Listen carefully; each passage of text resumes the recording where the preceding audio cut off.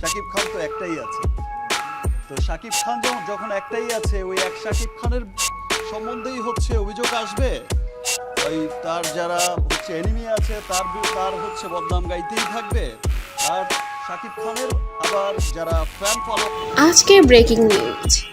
আজকে বুবলি ছিল বলেই আমি সাকিব এখনো বেঁচে আছি। আমার ক্যারিয়ার গড়েছে এবং টিকে আছে শুধুমাত্র বুবলির কারণে। হ্যাঁ বন্ধুরা, সাকিব খান এমনটাই একটি মন্তব্য করে টিভি প্রোগ্রামে বলেছেন। তবে কেন বলেছেন সবটাই বলবো, ভিডিওটি না টেনে সাথেই থাকবেন। শবনম ইয়াসমিন বুবলি সাকিব খানের প্রাক্তন স্ত্রী এবং সাকিব খানের আরও একটি স্ত্রী রয়েছে, সেটি হচ্ছে অপু বিশ্বাস। এই দুই দম্পতির কারণে তাদের জীবনে সবসময় কলহ চলে এবং বিতর্কের মধ্যে দিয়েই তাদের সবসময় যেতে হয়। তবে এ যেন এক নতুন বিতর্ক। অপু বিশ্বাসকে অবজ্ঞা করে বুবলিকে যেন কাছে টেনে নিলেন এবার ঢাকা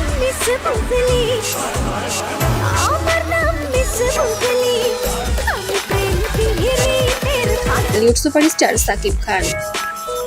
সাকিব খান এবার একটি টিভি প্রোগ্রামে তাকে প্রশ্ন করা হয়, আপনার ক্যারিয়ারে এত সুন্দর মুহূর্ত আসার জন্য কার অবদান সব থেকে বেশি?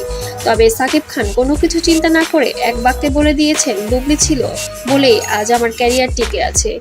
অপু বিশ্বাস যখন আব্রাহামকে সামনে নিয়ে আসে তখন এমনভাবে আমার সামনে এসেছিল বিষয়টা যে আমার ক্যারিয়ারে ধস নেমে এসেছিল। আমার প্রত্যেকটি ছবি ফ্লপ হতে চলছিল।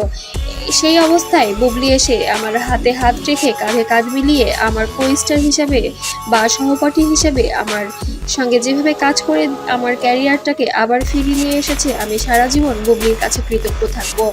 এই দিন আমি কখনো ভুলতে পারবো না। তবে একটি চক্র সবসময় চেয়েছে আমি সাকিব খান যেন সবসময় আমার ক্যারিয়ার নষ্ট হয়ে যায় এবং আমার ভবিষ্যৎটা যেন অন্ধকার হয়ে যায় এবং আমি যেন ইন্ডাস্ট্রি থেকে ছুড়ে পড়ে যাই। এমনটাই চেয়েছিল একটি মাধ্যম।